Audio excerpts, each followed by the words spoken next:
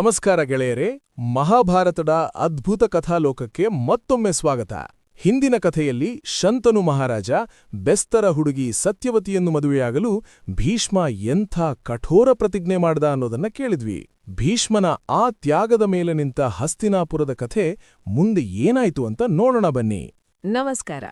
ಹೌದು, ಭೀಷ್ಮ ತನ್ನ ತಂದೆಗಾಡಿ ಸಿಂಹಾಸನವನ್ನೇ ತ್ಯಾಗ ಮಾಡಿ ಆಜೀವ ಬ್ರಹ್ಮಚರ್ಯ ವ್ರತ ತೊಟ್ಟಿದ್ದ.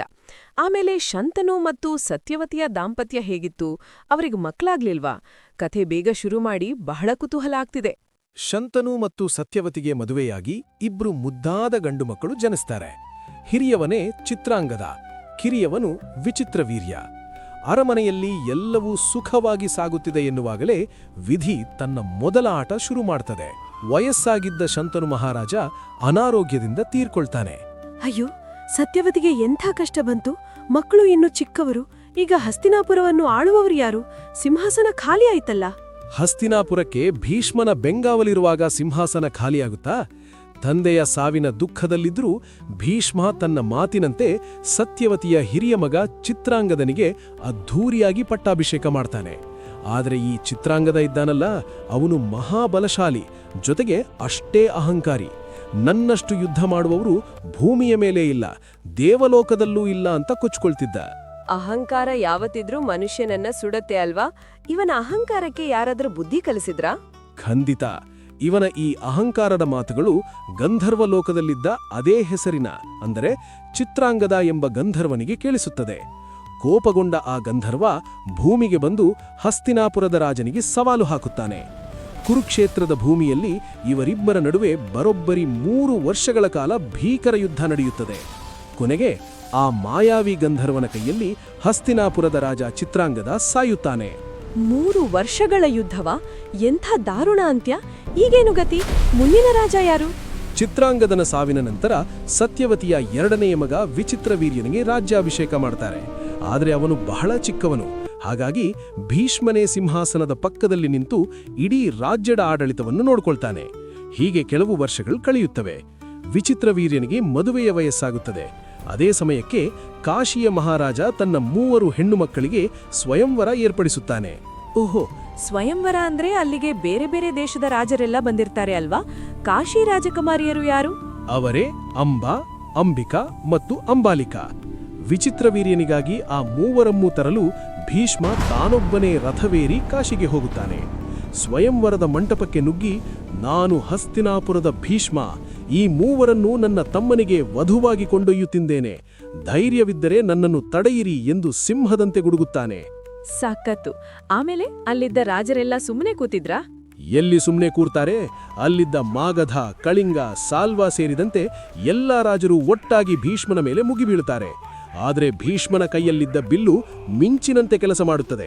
ಅವನ ಬಾಣಗಳ ಸುರಿಮಳೆಗೆ ಯಾವ ರಾಜನೂ ನಿಲ್ಲಲಾಗದೆ ಸೋತು ಓಡ್ತಾರೆ. ಭೀಷ್ಮ ಆ 3 ರಾಜಕುಮಾರಿಯರನ್ನು ಗೆದ್ದು ರಥದಲ್ಲಿ ಕೂರಿಸಿಕೊಂಡು ಹಸ್ತಿನಾಪುರಕ್ಕೆ ತರುತ್ತಾನೆ. ಭೀಷ್ಮನ ಪರಾಕ್ರಮವೇ ಪರಾಕ್ರಮ. ಹಾಗಾದ್ರೆ ವಿಚಿತ್ರವೀರ್ಯನಿಗೆ 3 ಜನ ಹೆಂಡತಿಯರ ಮದುವೆ ಅದ್ಧೂರಿಯಾಗಿ ಆಯ್ತಾ? ಅಲ್ಲಿಯೇ ಒಂದು ದೊಡ್ಡ ಟ್ವಿಸ್ಟ್ ಇರೋದು ಗೆಳೆಯ. ಹಸ್ತಿನಾಪುರಕ್ಕೆ ಬಂದ ತಕ್ಷಣ ಹಿರಿಯವಳಾದ ಅಂಬಾ ಕಣ್ಣೀರಿಡುತ್ತಾ ಭೀಷ್ಮನಿಗೆ ಹೇಳುತ್ತಾಳೆ, ಗಂಗಾಪುತ್ರನೇ, ನಾನು ಮನಸಾರೆ ಸಾಲ್ವರಾಜನನ್ನು ಪ್ರೀತಿಸುತ್ತಿದ್ದೇನೆ, ಅವನನ್ನೇ ಮದುವೆಯಾಗಬೇಕು ಎಂದು ನಿರ್ಧರಿಸಿದ್ದೆ ಎನ್ನುತ್ತಾಳೆ. ಅರೆರೆ, ಇದೇನು ಹೊಸ ಕಥೆ? ಭೀಷ್ಮ ಏನ್ ಮಾಡ್ದ? ಅವಳನ್ನು ಬಲವಂತವಾಗಿ ಮದುವೆ ಮಾಡಿಸಿದ್ನಾ? ಇಲ್ಲ, ಭೀಷ್ಮ ಪರಮಧರ್ಮಸ್ಥ. ಪರಪುರುಷನನ್ನು ಒಪ್ಪಿದವಳನ್ನು ತಮ್ಮನಿಗೆ ಮದುವೆ ಮಾಡಿಸುವುದು ಧರ್ಮವಲ್ಲ ಎಂದು ಅವಳನ್ನು ಸಕಲ ಮರ್ಯಾದೆಯೊಂದಿಗೆ ಸಾಲ್ವರಾಜನ ಬಳಿಗೆ ಕಳುಹಿಸುತ್ತಾನೆ. ಆದರೆ ಸಾಲ್ವ ಅಲ್ಲಿ, ಭೀಷ್ಮ ನಿನ್ನನ್ನು ಗೆದ್ದುಕೊಂಡು ಹೋದ, ನಾನು ಸೋತವನು, ಹಾಗಾಗಿ ನಿನ್ನನ್ನು ಸ್ವೀಕರಿಸಲಾರೆ ಎಂದು ಅವಮಾನಿಸಿ ಕಳುಹಿಸುತ್ತಾನೆ. ಅಂಬೆಯ ಬದುಕು ಅತ್ತು ದರಿಯೂ ಅಲ್ಲ, ಇತ್ತು ದಡವೂ ಅಲ್ಲ ಎಂಬಂತಾಗುತ್ತದೆ. ಪಾಪ ಅಂಬೆ, ಅವಳ ಜೀವನ ಹಾಳಾಯ್ತಲ್ಲ. ಆಮೇಲೆ ಅವಳೇನಾದ್ಲು? ತನ್ನ ಈ ದುಸ್ಥಿತಿಗೆ ಭೀಷ್ಮನೇ ಕಾರಣ ಎಂದು ಭಾವಿಸಿದ ಅಂಬೆ ಭೀಷ್ಮನ ಮೇಲೆ ತೀವ್ರ ಸೇಡು ತೀರಿಸಿಕೊಂಡಲು ಪ್ರತಿಜ್ಞೆ ಮಾಡುತ್ತಾಳೆ.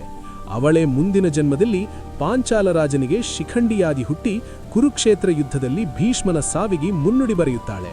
ವಾವ್, ಒಂದಕ್ಕೊಂದು ಹೇಗೆ ಕನೆಕ್ಟ್ ಆಗಿದೆ ನೋಡಿ. ಸರಿ, ಉಳಿದ 2 ರಾಜಕುಮಾರಿಯರ ಕಥೆ ಏನಾಯ್ತು? ಉಳಿದ ಇಬ್ಬರಾದ ಅಂಬಿಕಾ ಮತ್ತು ಅಂಬಾಲಿಕಾಳನ್ನು ವಿಚಿತ್ರವೀರ್ಯನಿಗೆ ಕೊಟ್ಟು ಮದುವೆ ಮಾಡುತ್ತಾರೆ. ಆದರೆ ವಿಚಿತ್ರವೀರ್ಯ ಸದಾ ಭೋಗ ವಿಲಾಸಗಳಲ್ಲೇ ಮುಳುಗಿರುತ್ತಾನೆ. ಮದುವೆಯಾಗಿ ಕೇವಲ 7 ವರ್ಷಕ್ಕೆ ಅವನಿಗೆ ಭೀಕರ ಕ್ಷಯರೋಗ ಅಂದರೆ ಟಿಬಿ ಬರುತ್ತದೆ. ಎಷ್ಟೇ ವೈದ್ಯರು ಔಷಧಿ ನೀಡಿದರೂ ಪ್ರಯೋಜನವಾಗದೆ ಮಕ್ಕಳಾಗುವ ಮುನ್ನವೇ ರಕ್ತಕಾರಿ ಸತ್ತು ಹೋಗುತ್ತಾನೆ. ತಲೆ ಮೇಲೆ ಕೈ ಹೊತ್ತು ಅಯ್ಯೋ ದೇವ್ರೆ, ಶಂತನೂ ಇಲ್ಲ, ಚಿತ್ರಾಂಗದ ಸತ್ತ, ಈಗ ವಿಚಿತ್ರವೀರ್ಯನೂ ಸತ್ತ. ಹಸ್ತಿನಾಪುರದ ಸಿಂಹಾಸನಕ್ಕೆ ಈಗ ವಾರಸುದಾರಲೇ ಇಲ್ಲದಂತಾಯ್ತಲ್ಲ. ಕುರು ವಂಶ ಇಲ್ಲೇ ಅಂತ್ಯವಾಯ್ತಾ? ಇಡೀ ಹಸ್ತಿನಾಪುರ ಸ್ಮಶಾನ ಮೌನಕ್ಕೆ ಜಾರುತ್ತದೆ. ಸತ್ಯವತಿಗೆ ದಿಕ್ಕೇ ತೋಚದಂತಾಗುತ್ತದೆ. ಅವಳು ಅಳುತ್ತಾ ಭೀಷ್ಮನ ಬಳಿ ಬಂದು, ಮಗನೇ ಭೀಷ್ಮ, ನೀನು ಸಿಂಹಾಸನ ಏರಲಿಲ್ಲ, ಮದುವೆಯೂ ಆಗಲಿಲ್ಲ, ಈಗ ನನ್ನ ಮಕ್ಕಳೂ ಇಲ್ಲ, ಕುರು ವಂಶ ನಾಶವಾಗುತ್ತದೆ. ದಯವಿಟ್ಟು ನಿನ್ನ ಪ್ರತಿಜ್ಞೆ ಹಿಂಪಡೆ. ಅಂಬಿಕಾ ಅಂಬಾಲಿಕಾಳನ್ನು ನೀನೇ ವಿವಾಹವಾಗಿ ಈ ವಂಶವನ್ನು ಬೆಳೆಸು ಎಂದು ಕಣ್ಣೀರಿಟ್ಟು ಬೇಡಿಕೊಳ್ಳುತ್ತಾಳೆ. ಕತ್ತಲಲ್ಲಿ ಒಂದು ಸಣ್ಣ ಆಶಾಕಿರಣ.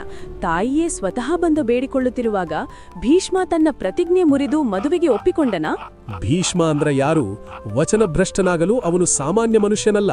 ಸತ್ಯವತಿಯ ಕಣ್ಣೀರು ನೋಡಿ ಮರುಗಿದರೂ ಹಿಮಾಲಯದಷ್ಟು ಗಟ್ಟಿಯಾಗಿ ನಿಂತು ಹೇಳುತ್ತಾನೆ, ಆಕಾಶದ ನಕ್ಷತ್ರಗಳು ಉದಿರಬಹುದು, ಸೂರ್ಯ ಚಂದ್ರರು ತಮ್ಮ ಪ್ರಕಾಶವನ್ನು ಕಳೆದುಕೊಳ್ಳಬಹುದು, ಬೆಂಕಿ ತಣ್ಣಗಾಗಬಹುದು, ಆದರೆ ಈ ದೇವವ್ರತ ತನ್ನ ಮಾತು ತಪ್ಪಲಾರ. ಪ್ರಾಣ ಹೋದರೂ ಸರಿ, ನಾನು ಆಜೀವ ಬ್ರಹ್ಮಚಾರಿ ಎಂದು ಗುಡುಗುತ್ತಾನೆ. ಎಂಥ ದೃಢತೆ, ಎಂಥ ನಿಷ್ಠೆ! ಹಾಗಾದ್ರೆ ಮುಂದೇನು ದಾರಿ? ಸಿಂಹಾಸನ ಖಾಲಿ ಬಿಡೋಕಾಗಲ್ವಲ್ಲ? ಆಗ ಸತ್ಯವತಿಗೆ ತನ್ನ ಮೊದಲ ಮಗ ನೆನಪಾಗುತ್ತಾನೆ. ಮೊದಲ ಮಗನ? ಶಂತನುವನ್ನು ಮದುವೆಯಾಗುವ ಮೊದಲೇ ಸತ್ಯವತಿಗೆ ಮಗುವಿತ್ತ? ಯಾರಾತ? ಹೌದು, ಅವಳು ಮೀನುಗಾರ್ತಿಯಾದಾಗ ಪರಾಶರ ಮುನಿಗಳ ಆಶೀರ್ವಾದದಿಂದ ಹುಟ್ಟಿದ ಮಹಾಜ್ಞಾನಿ ಅವನೇ ಮಹರ್ಷಿ ವೇದವ್ಯಾಸ. ಸತ್ಯವತಿ ಕಣ್ಣು ಮುಚ್ಚಿ ವೇದವ್ಯಾಸರನ್ನು ಸ್ಮರಿಸುತ್ತಾರೆ. ತಕ್ಷಣ ವ್ಯಾಸರಲ್ಲಿ ಪ್ರತ್ಯಕ್ಷರಾಗುತ್ತಾರೆ. ಸತ್ಯವತಿ ಅವರಿಗೆ ಪರಿಸ್ಥಿತಿ ವಿವರಿಸಿ ನಿಯೋಗ ಪದ್ಧತಿ ಮೂಲಕ ಕುರುವಂಶಕ್ಕೆ ವಾರಸುದಾರರನ್ನು ಕರುಣಿಸಲು ಆಜ್ಞಾಪಿಸುತ್ತಾರೆ. ವ್ಯಾಸರು ಒಪ್ಪಿಕೊಂಡರ? ಆಮೇಲೇನಾಯ್ತು? ತಾಯಿಯ ಮಾತನ್ನು ಮೀರಲಾಗದೆ ವ್ಯಾಸರು ಒಪ್ಪಿಕೊಳ್ಳುತ್ತಾರೆ. ಆದರೆ ಅವರು ವರ್ಷಾನುಗಟ್ಟಲೆ ಕಾಡಿನಲ್ಲಿ ತಪಸ್ಸು ಮಾಡಿದ್ದರಿಂದ ಅವರ ರೂಪ ಬಹಳ ಭಯಂಕರವಾಗಿತ್ತು. ಗಡ್ಡ ಜಟೆ ಬಿಟ್ಟು ಕಪ್ಪಾದ ದೇಹ, ಉಗ್ರ ಕಣ್ಣುಗಳು. ಅಂಬಿಕಾಳನ್ನು ವ್ಯಾಸರ ಬಳಿ ಕಳುಹಿಸಿದಾಗ ಆಕೆ ಅವರ ಭಯಂಕರ ರೂಪ ನೋಡಿ ಹೆದರಿ ತನ್ನ ಕಣ್ಣುಗಳನ್ನು ಬಿಗಿಯಾಗಿ ಮುಚ್ಚಿಕೊಳ್ಳುತ್ತಾಳೆ. ವ್ಯಾಸರು ಹೊರಬಂದು ಸತ್ಯವತಿಗೆ ಹೇಳುತ್ತಾರೆ, ತಾಯಿ, ನಿನ್ನ ಸೊಸೆ ಕಣ್ಣು ಮುಚ್ಚಿಕೊಂಡಳು, ಹಾಗಾಗಿ ಹುಟ್ಟುವ ಮಗು ಅತಿ ಬಲಶಾಲಿಯಾಗಿರುತ್ತಾನೆ, ಆದರೆ ಹುಟ್ಟು ಕುರುಡನಾಗಿರುತ್ತಾನೆ ಎನ್ನುತ್ತಾರೆ. ಅವನೇ ಮುಂದೆ ಕೌರವರ ತಂದೆಯಾದ ಧೃತರಾಷ್ಟ್ರ. ಓ, ಕಣ್ಣು ಮುಚ್ಚಿಕೊಂಡಿದ್ದಕ್ಕೆ ಕುರುಡ ಹುಟ್ಟಿನ? ಎರಡನೇ ರಾಣಿ ಅಂಬಾಲಿಕಾ ಏನ್ ಮಾಡಿದ್ಲು? ಅಂಬಾಲಿಕಾ ವ್ಯಾಸರನ್ನು ನೋಡಿದ ತಕ್ಷಣ ಭಯದಿಂದ ಬೆವತ್ತು ರಕ್ತಹೀನನಂತೆ ಬೆಳ್ಳಗಾಗಿ ಬಿಳ್ಳಿಬಿಡುತ್ತಾಳೆ. ಹಾಗಾಗಿ ವ್ಯಾಸರು ಈಕೆಯ ಮಗು ರೋಗಗ್ರಸ್ತನಾಗಿ ಬಿಳಿಚಿಕೊಂಡು ಹುಟ್ಟುತ್ತಾನೆ ಎನ್ನುತ್ತಾರೆ. ಅವನೇ ಪಾಂಡವರ ತಂದೆಯಾದ ಪಾಂಡು ಮಹಾರಾಜ. ಎಂಥ ದುರಂತ! ಹಸ್ತಿನಾಪುರದ ಸಿಂಹಾಸನಕ್ಕೆ ಒಬ್ಬ ಕುರುಡ, ಮತ್ತೊಬ್ಬ ರೋಗಿ, ಬೇರೆ ದಾರಿಯೇ ಇರ್ಲಿಲ್ವಾ? ಸತ್ಯವತಿಗೆ ಇದು ಇಷ್ಟ ಆಯ್ತಾ? ಇಲ್ಲ, ಕುರುಡ ಮತ್ತು ರೋಗಿ ರಾಜ್ಯಭಾರ ಮಾಡಲು ಕಷ್ಟ ಎಂದು ಯೋಚಿಸಿದ ಸತ್ಯವತಿ ಅಂಬಿಕಾಳಿಗೆ ಇನ್ನೊಮ್ಮೆ ವ್ಯಾಸರ ಬಳಿ ಹೋಗಲು ಹೇಳುತ್ತಾರೆ. ಆದರೆ ಅಂಬಿಕಾ ಹೆದರಿ ತನ್ನ ನೆಚ್ಚಿನ ದಾಸಿಯನ್ನು ಸುಂದರವಾಗಿ ಸಿಂಗರಿಸಿ ಕಳುಹಿಸುತ್ತಾಳೆ. ಆ ದಾಸಿ ಬಹಳ ಭಕ್ತಿಯಿಂದ, ನಿರ್ಭಯದಿಂದ, ಮರ್ಯಾದೆಯಿಂದ ವ್ಯಾಸರನ್ನು ಉಪಚರಿಸುತ್ತಾಳೆ. ವ್ಯಾಸರು ಪ್ರಸನ್ನರಾಗಿ, ನಿನಗೆ ಅತ್ಯಂತ ಬುದ್ಧಿವಂತ, ಜ್ಞಾನಿ ಮತ್ತು ಧರ್ಮನಿಷ್ಠನಾದ ಮಗು ಹುಟ್ಟುತ್ತಾನೆ ಎಂದು ಆಶೀರ್ವದಿಸುತ್ತಾರೆ. ಅವನೇ ಮಹಾಮಂತ್ರಿ ವಿದುರ. ವಾಹ್, ಅದ್ಭುತ! ಅಂದ್ರೆ ಇಡೀ ಕುರುವಂಶದ ಅಸಲಿ ಜ್ಞಾನಿ ಮತ್ತು ಧರ್ಮರಕ್ಷಕ ಹುಟ್ಟಿದ್ದೇ ದಾಸಿಯ ಮಗನಾಗಿ ಅನ್ನಿ. ಕಥೆ ಭಾರೀ ರೋಚಕವಾಗಿ ತಿರುವು ಪಡೆದುಕೊಳ್ತು. ಆಮೇಲೇನಾಯ್ತು ಗೆಳೆಯ? ಧೃತರಾಷ್ಟ್ರ, ಪಾಂಡು, ವಿದುರರು ಬೆಳೆದಿದ್ದ ಹೇಗೆ? ಕುರುಡನಾದ ಧೃತರಾಷ್ಟ್ರನಿಗೆ ರಾಜನಾಗುವ ಆಸೆ ಬರ್ಲಿಲ್ವಾ? ಕುಂತಿ ಮತ್ತು ಗಾಂಧಾರಿಯ ಎಂಟ್ರಿ ಹೇಗ್ ಬಂತು?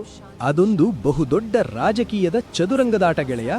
ಭೀಷ್ಮ ಈ ಮೂವರನ್ನು ಹೇಗೆ ಬೆಳೆಸಿದ? ಸಿಂಹಾಸನ ಯಾರ ಪಾಲಾಯಿತು? ಕೌರವರು ಮತ್ತು ಪಾಂಡವರ ನಡುವೆ ವೈಷಮ್ಯ ಹುಟ್ಟಿದ್ದೆಲ್ಲಿಂದ ಅನ್ನೋದನ್ನ ಮುಂದಿನ ಭಾಗದಲ್ಲಿ ಇನ್ನೂ ಸಖತ್ತಾಗಿ ಹೇಳ್ತೀನಿ. ಅಲ್ಲಿಯವರೆಗೂ ಕಾಯ್ದಾ ಇರ್ತಿರಲ್ವಾ?